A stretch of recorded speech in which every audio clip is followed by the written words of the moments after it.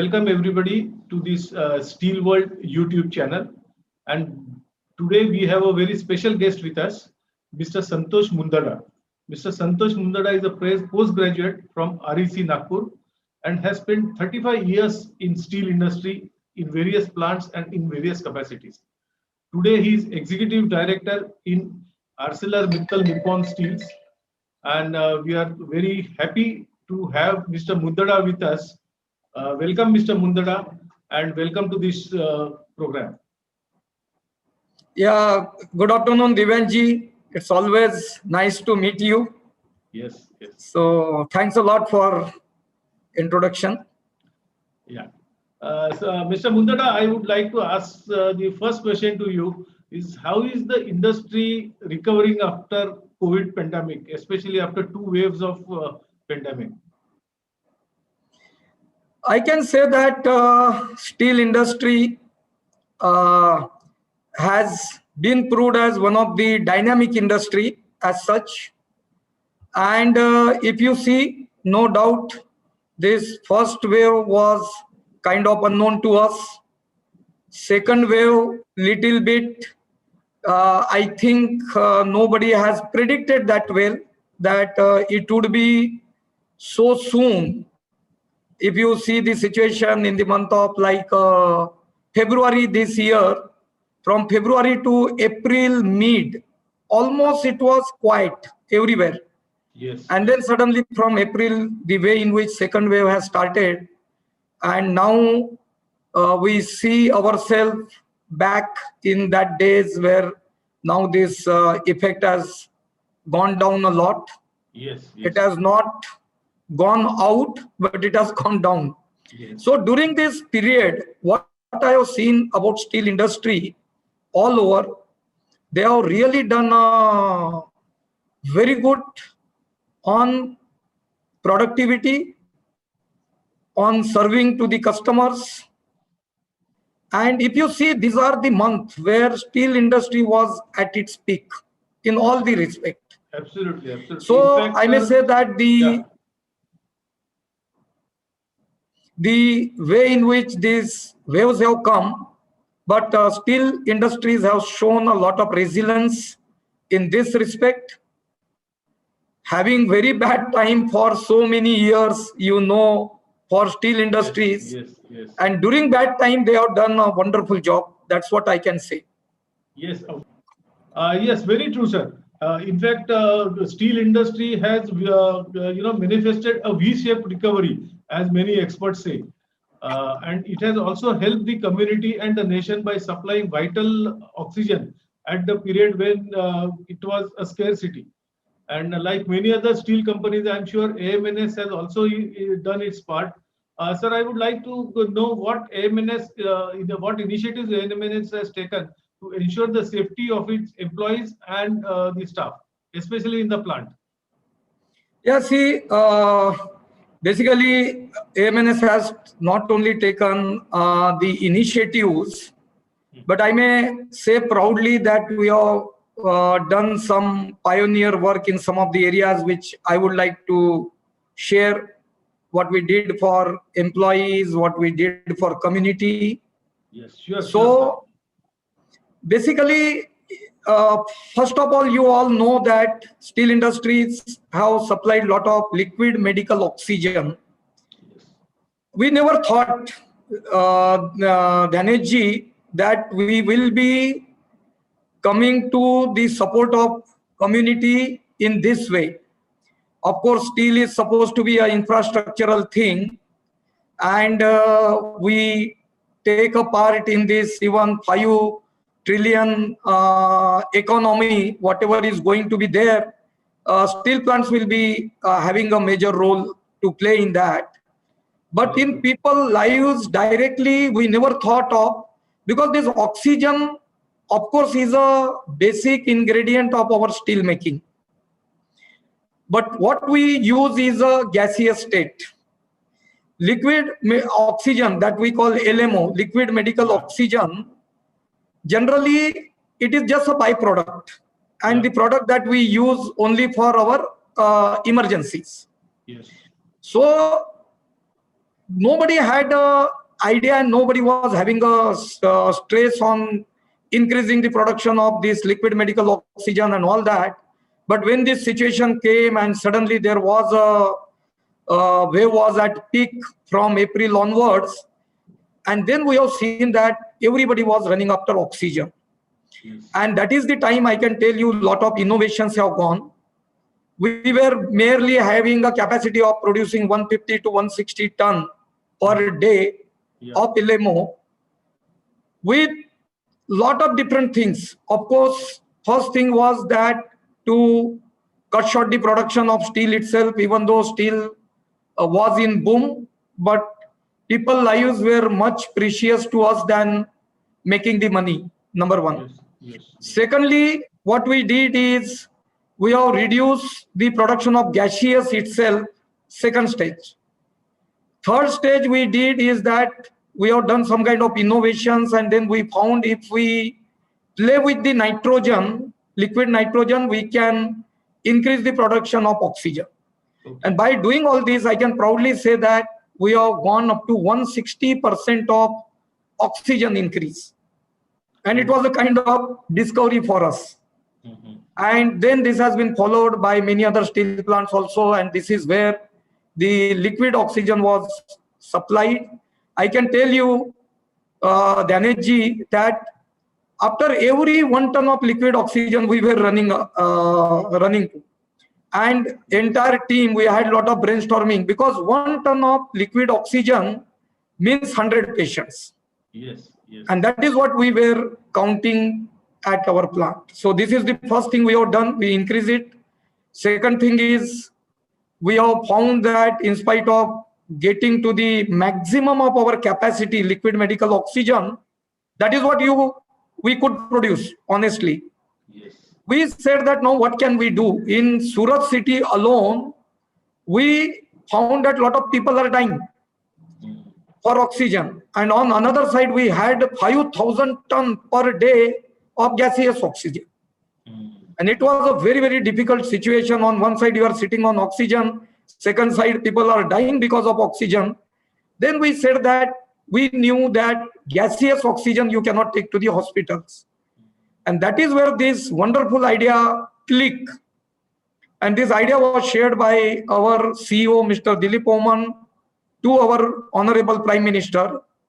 And then the idea was, if we cannot take gaseous oxygen to the patients or to the hospitals, why not to bring hospital to the oxygen plant? Absolutely. And that is where we set up our India's or maybe world's first direct gaseous based hospital, gaseous oxygen based hospital. Okay. In our premises. And I can tell you, Danesh, that in just 72 hours, we got this hospital made and started operation. Very commendable, very commendable. And now that 250 bed which was put, then we expanded it to 1,000 bed. And this idea was shared among all peers. Everybody has supported, everybody has worked, played a very major role, entire steel industry. And then even ancillary industries also, they also started doing this.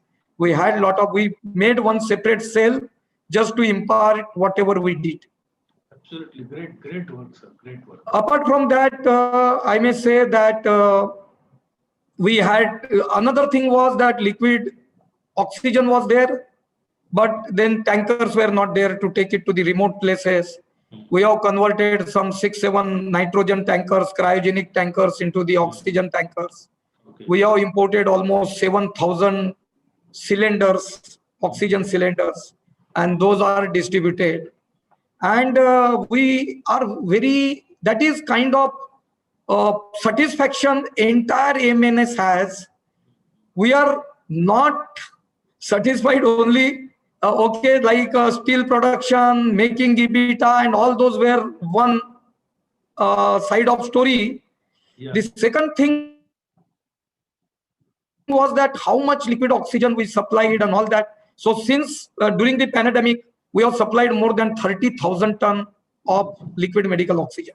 Only in 2 months when second wave was there, more than 10,000. And we have supplied to 5 different states, apart from Gujarat. Absolutely. That is one thing I think everybody has to be really proud of our industry, sir.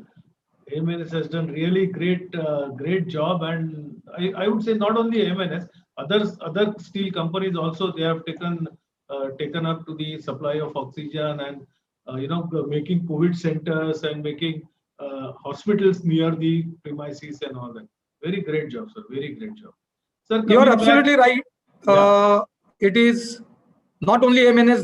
This is the time. Let me tell you, we have steel associations and all that. Yeah. The kind of steel industry came together, Yes. along with authorities, I may say, Yes. and even including the bodies like Steel Secretariat, DPICT, and Yes. Department of Industrial, this Indian Railway.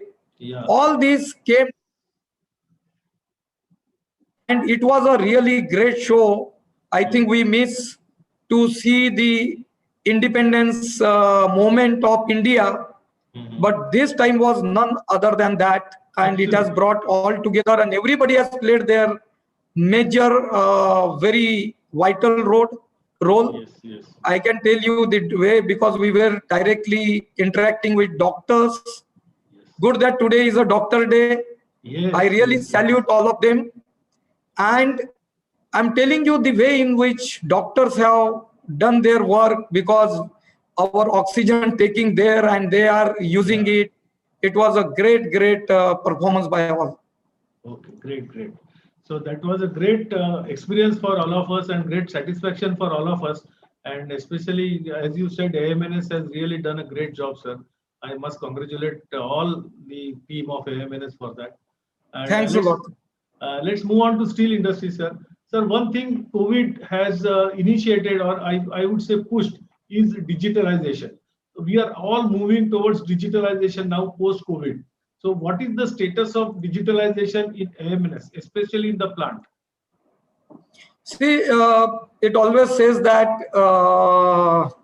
this necessity is mother of invention. Yes, sir. And here also it really hold good. Many areas there were a lot of different kind of invention, but steel industry, which is largely operational kind of industry, the industry where you have to see each other face every day, you work in a team and you do your work. It's a core industry, core operations and all that. But by saying that, during this period, we learned a lot. Yeah. And digitalization has really taken a big role in this. And in our operations, how can we do little bit operation remotely? What can be done? Like production planning and inventory control and all those things, they were done digitally.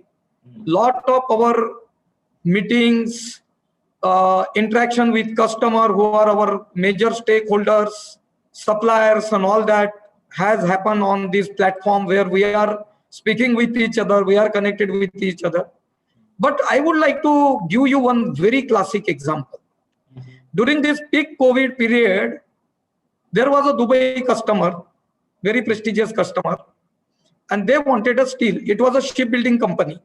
Okay. And in shipbuilding company, the specifications are very stringent. You know that. Yes. And not only one inspector, they will put 4 different agencies, triple certification, 4 type of certifications, and everything will happen in the field. So they wanted steel urgently. These norms cannot be flouted because requirements remain same. And that is the time we said that what about doing the inspection of this total steel remotely? The idea was totally new, and it was little, because for this ship industry, you know that it makes steel becomes a vital thing. Yes. It can make them sink also, while it makes them floating. Yeah. So ultimately we made such a system, and I can proudly tell you that the kind of cameras, movies, they Mhm. have not missed anything that they are not in the plant. Okay, okay. And 100% that steel was cleared basis it. Mhm. And when they found actually there, it was even better than that. Oh, great. So now it has pushed us to the digitalization. Yeah, Now we are not talking about COVID, non-COVID period. We are yeah, saying that this has become a way of life now. absolutely. So there are Absolutely. then many other customers followed. So this is a good thing which came out of this digitalization. Yes, yes, So this is going to get a top seat otherwise also. yes, And yes. all our, even our parent companies, we Mhm. have in all over the world, Yeah, whether it is ArcelorMittal or whether it is Nippon Steel, and the yeah, kind of support we get, all these are happening over these medias, yes. Very great. digitalization. Very great, sir. The challenges, challenging times only teach us something. And so I think this is the best thing COVID has taught all of us, that digitalization is a solution on many problems. Sir, coming back again to the industry, how do you see the future of the steel industry now in India, short term as well as long term? See, future of steel industry is very, very bright, very promising, very positive in my opinion. And this is what all steel honchos, experts, they all say, and we are all witnessing it. It's not like during this period also we have seen the steel took not only domestically, globally also it has taken very, it has seen very good performance and good level of playing. Now you know that among all these, India has its ambition of 5 trillion Yeah, economy, economy. what we are preparing for, still becomes a very vital thing. We are somewhere right now 110, 120 million ton of crude steel. We need to Yeah, go to the 300 million ton. That yes, sir. itself is a huge quantum jump for all of us. There are a lot of infrastructural projects are getting on. All these, whether you call railways, roads, and all, there are a lot of industrial requirements have increased. Auto sector is the another one, which is big consumer for steel industries. So in all this respect, we see steel outlook as very good. On short-term basis, as you ask, what Mm. what is the worry on short-term basis is about again third wave. Let me tell you very frankly.